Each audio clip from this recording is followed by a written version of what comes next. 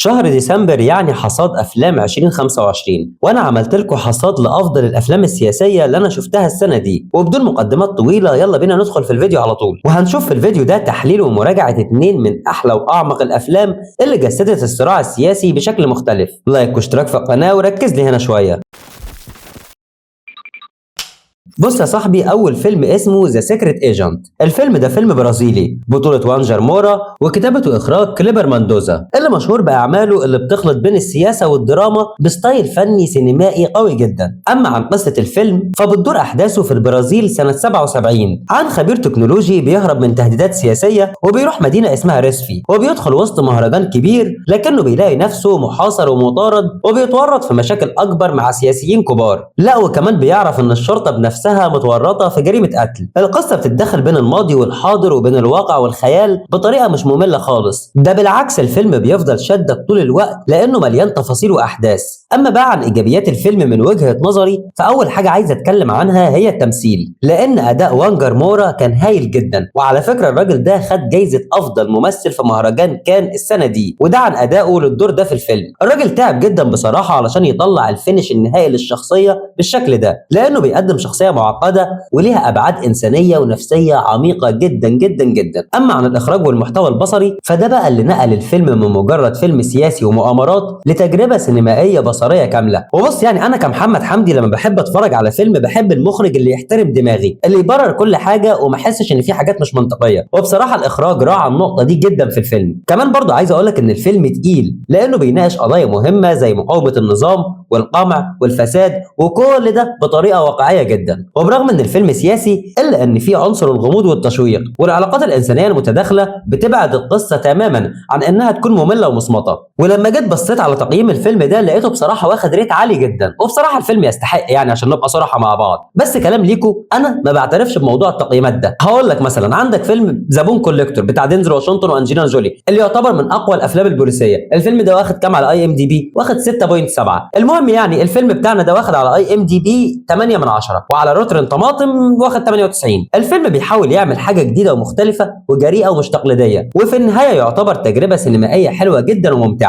وتعالى كده معايا نخش على تاني فيلم ونخش على التقيل كله، وان باتل افتر انذر. الفيلم بطوله ليوناردو دي كابريو وشون بين وتيانا تايلور، واخراج بول توماس اندرسون. الفيلم ده من الاخر كده قبل ما ندخل في اي تفاصيل من افضل الافلام السياسيه اللي انا شفتها في اخر 5 سنين مثلا. وتعالى نغش شويه في الفيلم من الناحيه الفنيه. الفيلم بيتكلم عن بوب اللي هو ليوناردو دي كابريو، اللي بيكون ثوري سابق وكان عضو في منظمه معارضه للنظام الامريكي، فبيدخل في صدام مباشر مع الدوله وخصوصا مع شخص اسمه لوكجو. ولكن دلوقتي هو بعيد عن السياسه من حوالي 16 سنه وعايش كافي خير وشره. حلو؟ لا مش حلو، لان الماضي بيرجع يطارده تاني، وده لما بنته بتتخطف فبيدخل في صراعات وصدامات تاني، وبيرجع ماضيه يطارده وبيحاول يرجع بنته. دي قصه الفيلم بالمختصر. بص بقى من مميزات الفيلم، لان المميزات كتير جدا يعني، ان لغايه قبل ما تتخطف بنته فهو سياسي بحت وهتعيش اجواء الثوريه والنضال والمقاومه والجو ده كله. لكن في النص التاني من الفيلم هياخدك في ليفل تاني خالص من الاكشن والتوتر والحركه والعنف. وبرضه بصراحه عايز اتكلم عن هيكل قصه الفيلم، هتلاقيه مترابط ومتماسك جدا داخليا، وبناء الشخصيات في الفيلم كان ممتاز، وخصوصا شخصيه لوكجو اللي تعتبر من اذكى الافكار اللي معموله في الفيلم. لان هنا المخرج عايز يوضح لك ان لوكجو ده ممكن يكون شخص عادي، وممكن يكون رمز للنظام السادي اللي بيمثل الدوله العنيفه. وده بيظهر جدا معاك لما بيظهر لوكجو على شكل صوت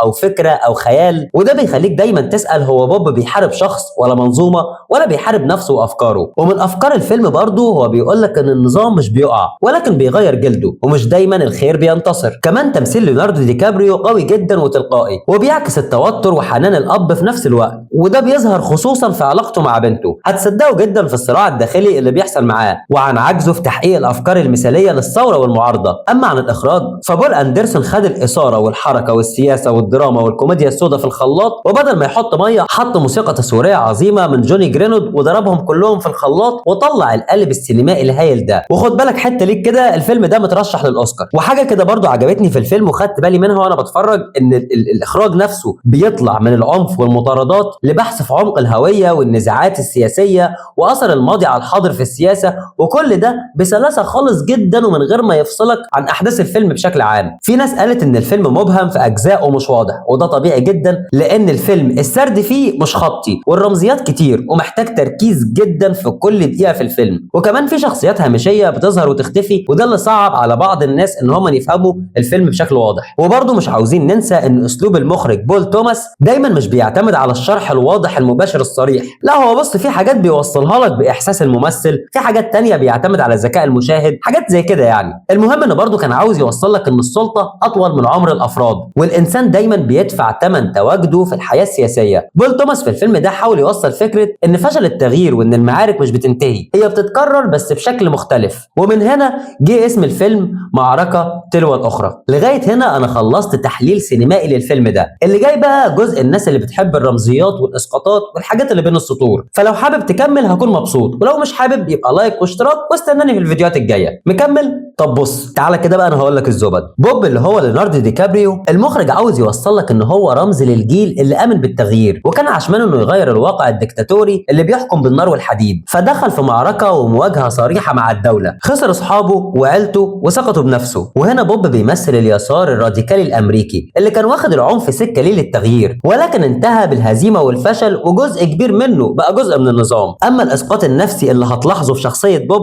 ان هو دايما متردد ومهزوم ومش واثق اذا كان اللي عمله زمان صح ولا غلط، ودايما حته من جواه كده بتقول له يا ريتني ما عملت كده ولا كنت صرت اصلا لان كده كده ما حصلش تغيير. وجزء تاني منه بيقول كفايه اني حاولت، يكفيني ان كنت ترس في آلة كانت قادره على تغيير النظام. وهنا بول عايز يوصل لك ان السائر لما بيكبر بيبقى انسان عادي مليان صراعات وشايل ذنب الماضي. اما بقى عن شخصيه الكولونيل لوكجو فده رمز الدوله والاجهزه الامنيه والمنظومه اللي مش بتموت، علشان كده احيانا كان بيظهر كظل او صوت او فكره. المهم يعني ان عايز يقول لك ان الفساد والظلم عمرهم ما بيجوا في شكل واحد ولكنهم موجودين دايما حواليك. بنته بقى اللي هي ويلا رمز للجيل الجديد للمستقبل اللي بيدفع ثمن اخطاء الماضي، وخطفها لوحده اصلا هو اسقاط على ان الصراعات السياسيه بتهد في المستقبل وفي اللي جاي. من وجهه نظري ان اقوى صراع حصل على مدار الفيلم كله هو صراع بوب الثوري وبوب الاب، وفي الاخر اختار بنته مش القضيه، وده قرار سياسي وانساني في نفس الوقت. الثوره اتحولت لذكرى، وفرنش 75 الحركه اللي كان تابع ليها بوب بقت قصه قديمه وحكايات الناس بيحكوها لبعض، يعني يعتبر ملهاش اي تاثير، مجرد حكاوي. وبرضه هنا الفيلم عاوز يوضح لك ان العنف الثوري مش بيحل حاجه، بالعكس ده بيخلق دافع اكبر للقمع وبيدي مبرر للحكم بالنار والحديد. اما عن اعضاء المنظمه اللي بوب كان فيها انا ما كنتش عارف اشوفهم غير ان كل واحد فيهم بيجسد مصير مختلف للثوار، واحد مات،